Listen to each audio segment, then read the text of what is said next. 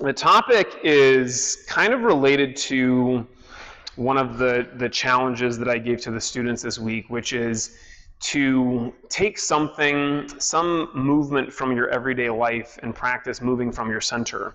So this is a physical principle that is true in the different arts that I teach here.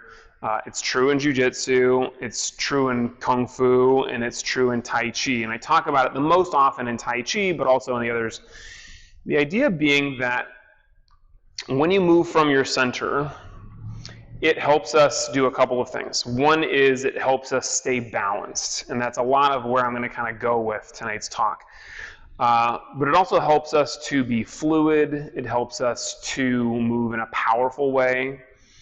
And in Tai Chi, I talk about this the most often. There's also this level where the energy, the experience of moving from your center is very different from if you are moving from your chest and like your shoulders and your head, or if you move from your feet.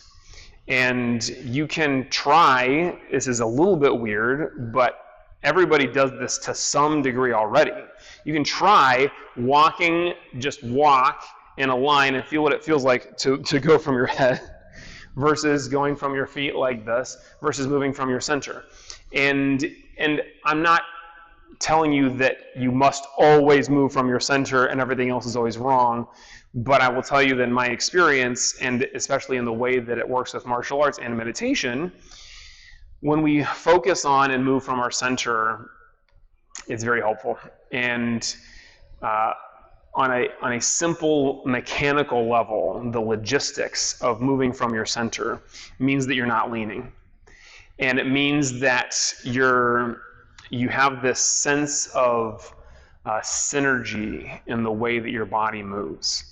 And so one of the things that I noticed fairly early on practicing martial arts, and the thing that a lot of people notice as students, is when you start to move in a certain way as you practice in the dojo, then you'll start to move in the same kind of way outside it in the rest of life.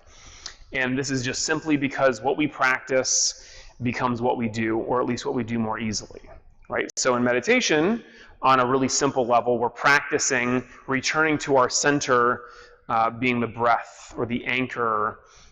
And there are lots of different ways that you can meditate. People use a visualization, or they might use the sound. I'm sure some of you, even tonight, might spend a few minutes using the sound of the fountain as like your anchor.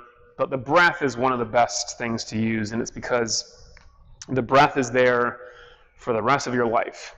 If you stop breathing, then you don't have to worry about meditation because you're dead. So as long as you are alive and you can breathe, then that is a thing that you can focus on. You don't know if you're going to have a fountain. You can probably visualize, although some people actually can't visualize very well. So even those people can just follow the breath. And when you breathe from your center, this specific way of breathing using the diaphragm is really helpful for lots of reasons. But more recently, I've read over the last couple of years, they study how this puts us into our, it is in some way like activating the vagus nerve, which puts us into like rest and digest mode. It's forcing us to be calm. It's almost impossible to breathe from your center, deep belly breathing, and to be stressed and have lots of thoughts.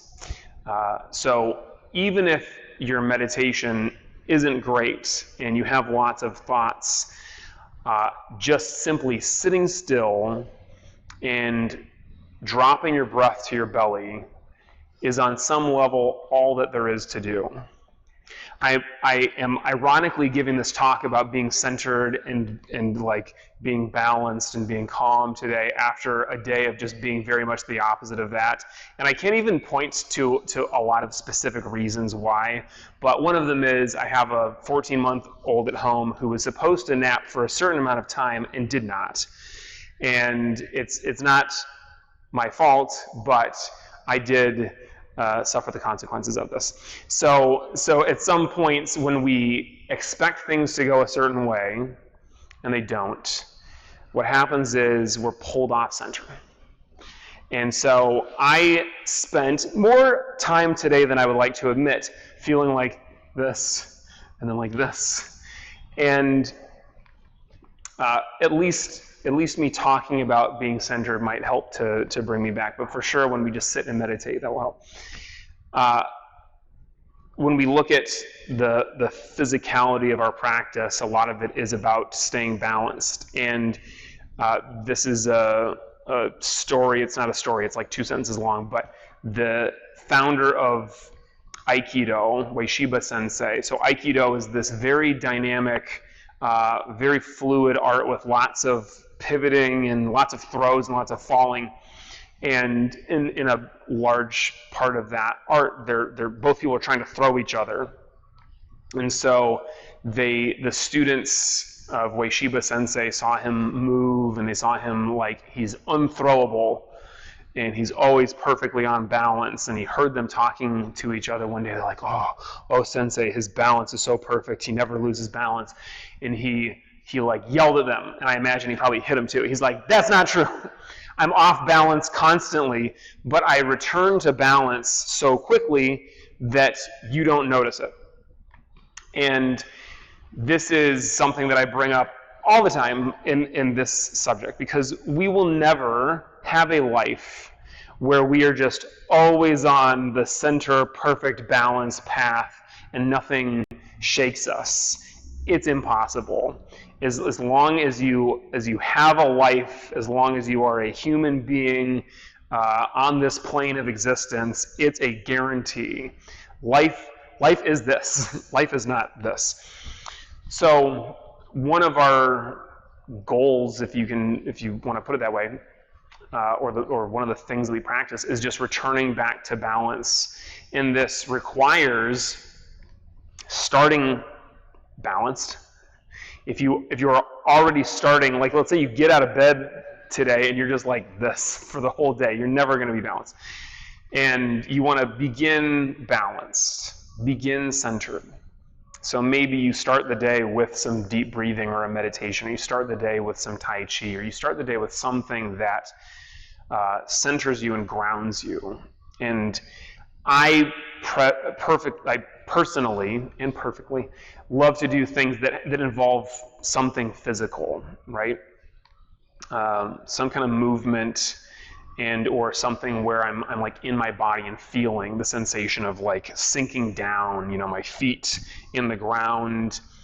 I feel what my breath feels like. I feel what my body feels like. And because that is real. That is about as real as we can get in life. All of the things that have a tendency to pull us off balance are on some level basically not real, or for our purposes, not real enough to really cause us to be permanently off balance. So start with something very real, something that centers you and makes you feel like you're super grounded and balanced. And then when inevitably, the first text you get or the first thing that you hear on the news or whatever is going to take you in some direction that's off-centered, you never turn on the news. I don't know if you guys listen to the same podcast that I do, but you never turn on the podcast and they're like, guess what? Nothing bad happened since the last time you heard. Everything's great. No issues. Go about your day. There's always something to freak out about. And the first thing that pulls you, you'll probably get pulled, and then you might remember what it felt like to be balanced and centered. And so, in chronological order, start centered, and then recognize as quickly as possible an imbalance as soon as you pull off center. So when we practice meditation, a lot of people think, and this might be true for some people maybe decades down the road, but a lot of people think that meditation is just sitting and having your mind be totally clear, and it's a very calm, totally like Zen experience. And that is just not the way that it goes most of the time. Usually, meditation is, I sit with the intention of being calm and focused and centered and having no distractions and not having my mind wander. And then my mind wanders, and then I practice bringing it back to center. And I heard my Sifu say this once, and he heard somebody else say it, and that person probably heard somebody else say it. But they say that you only actually truly meditate one time. And the idea behind that is like, it only takes the one meditation where you're like, you go so deep that you have some kind of an experience. They'll call this like an awakening or something, and that's like it. And it's like you're permanently changed. And I do believe that that can happen, and I'm not holding my breath, literally, because if you wait for that to happen, and then every other meditation along the way, you're like, well, that was bad, well, this is bad, well, I can't meditate, you just quit. Nobody ever makes it to that one like perfect meditation without going through lots and lots of imbalance and opportunities to quit. So if you take this idea that all of our meditations, or at least all of them before that one, are like practice. What are we practicing? We're practicing recognizing when the mind wanders, and we're practicing bringing it back. And we practice bring it back to center, bring it back to our breath, bring it back to the feeling of being very rooted. And that is actually a successful meditation. That is time well spent. If we think that meditation was only good if my mind never wandered and I was just sitting perfectly still with no distractions, then all of your meditations are going to feel like failures. But recognize that practice, when the bumps and the distractions come up, and when we get to practice coming back to center, that is really what we're after.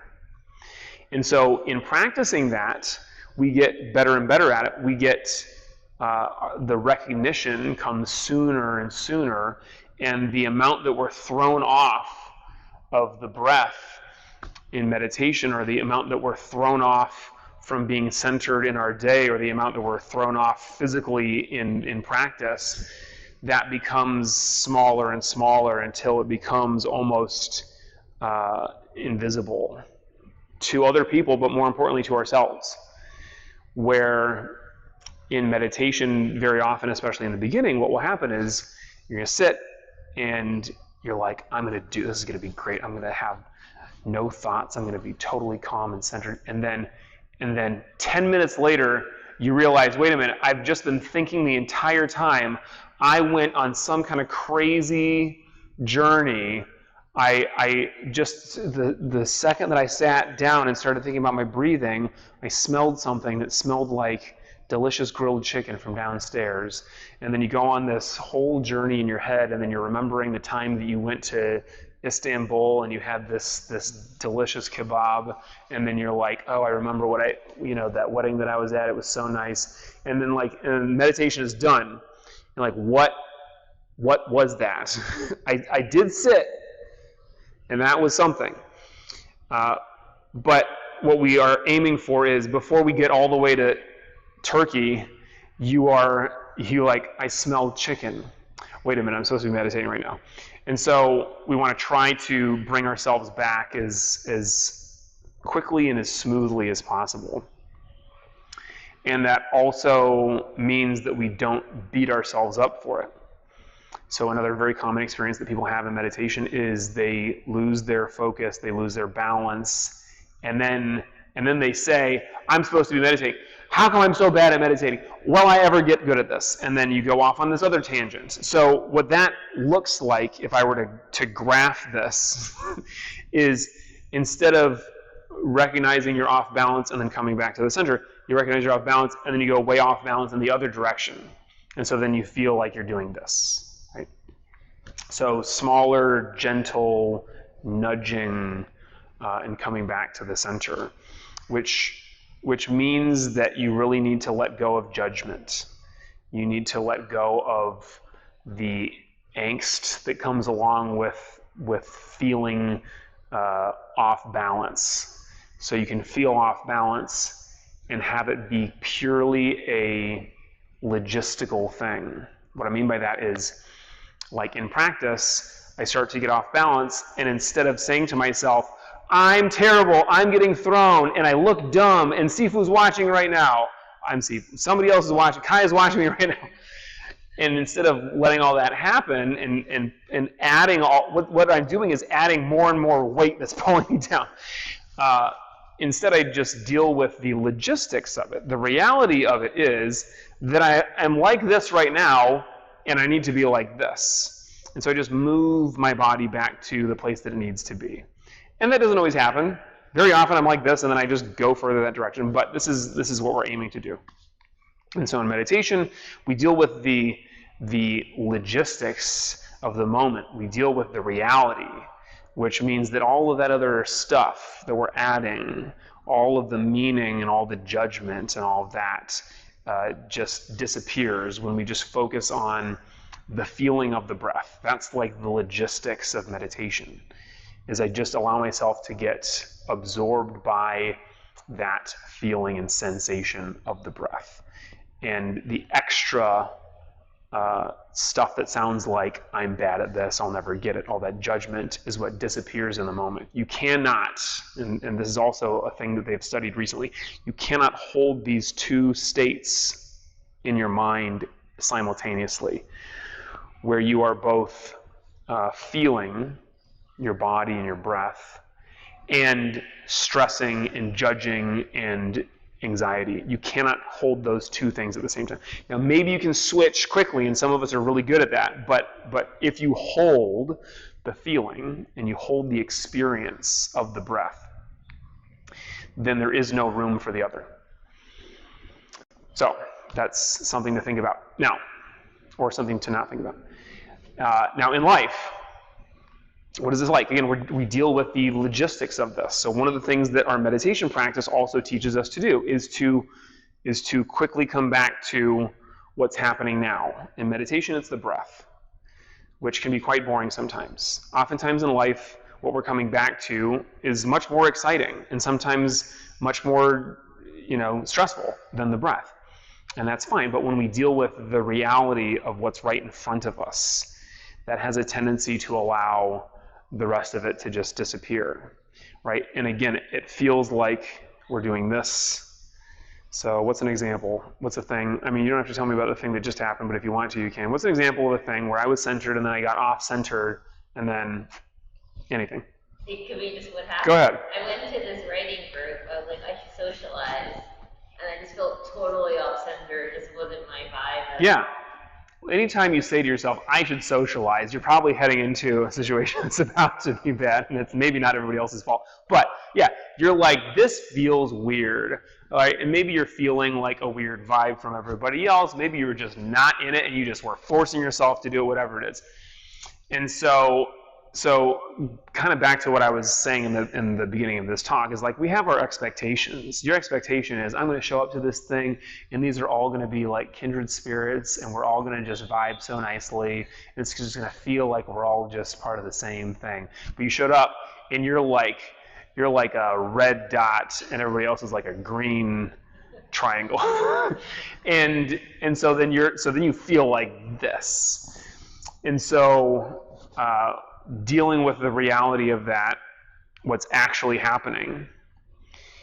I heard this phrase once, somebody said it's like the difference between what we think is happening or what our experience is and what actually is happening is kind of like, imagine that you are a fly on the wall. The fly on the wall is looking at the people in this writing group. And where you might feel like this is awful, like this is stressful in whatever way, I don't get whatever it is, all that stuff is going on. It's very often like these people are looking at me funny or whatever it is that's going on there. And the fly does not see any of this stuff. The fly just sees a bunch of people just like milling about, going like this, like reading stuff, talking. The mouth opens and nonsense comes out. The fly doesn't understand. And so this is a great way to kind of jolt yourself out of things like this, I think, sometimes, because that is just bringing us present to what's actually really happening. What is it? There are bodies in a room. There's noise happening. There are books flying all over the place, right? And like nothing is meant by any of that, right? So when we focus on what's really happening, and this is not me telling you, by the way, that you should have stayed there. I'm so glad that you came. And sometimes focusing on the reality of it is that I don't need to deal with this. I'm going to leave. And that's exactly what I did. I actually centered myself, and I'm like, I don't have to stay here if I don't want to, even if it's Yeah. I think I told you about this a couple weeks ago, but I had this experience similar to that. I was at dinner with somebody who was a perfectly fine person, and it was a perfectly fine dinner. It tasted fine, the conversation was fine, but I really just didn't feel like being there. And it was through no fault of anybody's. And I had that realization. I had this realization. The realization was, I don't have to be here. There's actually nothing terrible. I'm not going to die if I leave right now. This person might not be super pleased in the moment, but they're not going to hate me forever. I'm not going to go to jail. Nothing is going to happen that's terrible. I can literally just leave and just go home and watch TV and go to bed, meditate and then go to bed. And in that moment, and again, this is not me saying that you should have stayed, but you know, in the moment, that made me feel like I have the freedom. Is before I felt trapped, and that's probably how you felt, right? I felt trapped, like I don't want to be here, and I feel like I have to be here, and that's where so much of that like ick comes from. And when you're able to center yourself, whether it means coming back to your breath, coming back to a physical sensation, like literally you're just sitting there and you just go like,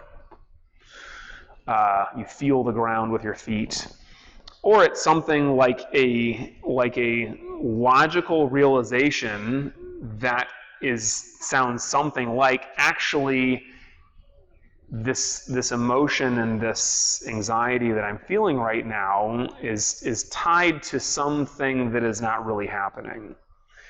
Right? The fly on the wall can't see all this nonsense that's going on in here, and that is kind of on some level all just made up.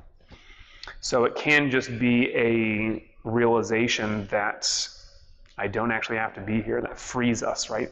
And so in that moment, that freed me to just be there and to enjoy it. And I could have absolutely also decided to just leave, like Kaya did, and that's great. This is a big part of what our practice should give us, is that clearing, that ability to, as I said a couple weeks ago, oftentimes life can feel like we're running through the woods, and it's a very thick woods with tons of trees, and it's like we're constantly like dodging around the trees like this, and it's like everything we can do to just not knock ourselves out on something.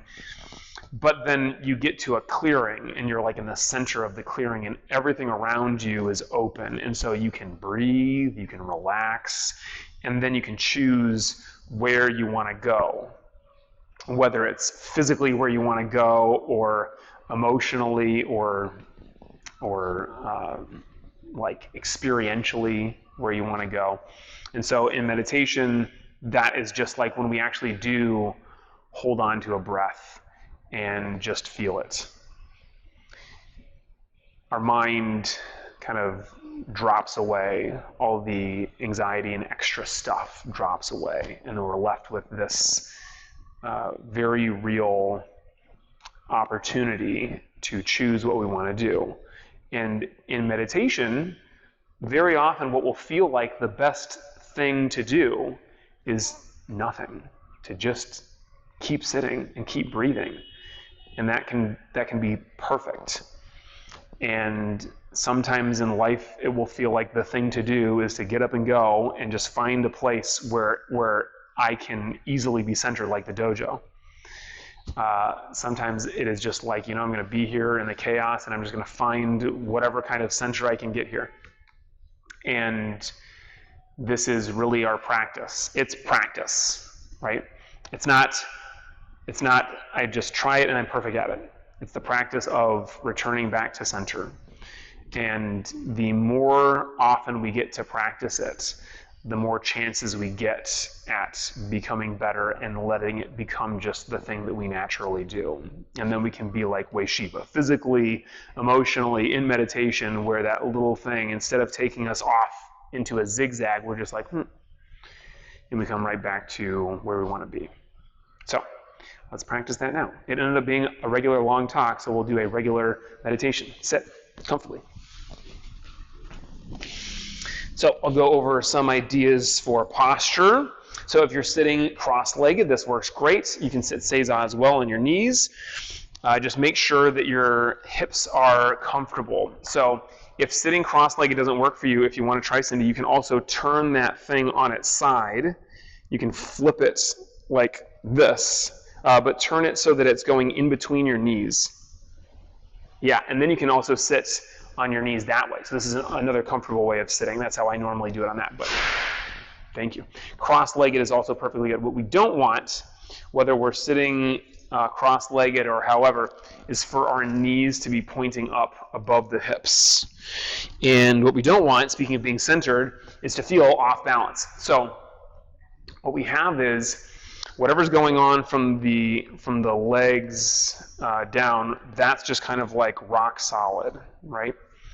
And then the hips up, your spine is straight, and you want to be in a position where it's almost like your spine is just drawing a straight line down into the ground, and it's like a steel beam that's embedded 20 feet into the ground. It goes all the way through the restaurant downstairs into the concrete, into the dirt underneath it. And that means that mechanically what you're doing is you're not slouching and you're definitely not leaning. Your shoulders roll back and relax. Your chin is parallel to the ground. You can also raise from the crown of your head, the very center of kind of almost the back of your head is just raising up towards the ceiling. And that will just cause your spine to be long and straight. Your hand position, you do not want your hands to be sliding down. This causes your posture to be off and your balance to be off. So the hands are at your hips. They can be together closed, and there are different hand positions that people like to use. They can be separate like this. Some people like to meditate palms down. This is generally not the way that people do it, but I suggest palms up at your hips. Again, shoulders, chin, and then close your eyes. Relax. Watch the breath. Let go of all thoughts, worries, and cares. Be here now. When your mind wanders, as it will, try to recognize that as soon as possible and return gently back to the breath. So tonight, without being loud, maybe just try to keep it totally silent, you can return to the breath by just doing like an inaudible sigh. So the audible sigh is like, and that's like a relaxing return back to the breath. Just try to do that without making the noise. And in that moment, you are giving yourself the positive reinforcement when you allow yourself to enjoy that experience of returning back to the breath instead of fighting against the thoughts that you were having. You just let them go and enjoy the return to the breath, just like you've been gone on a long, stressful trip. And you come home after being away for a week, and everything is exactly where you left it. That's just like your breath in this moment. It's perfect. There's nothing else to do, nowhere else to be. just this breath.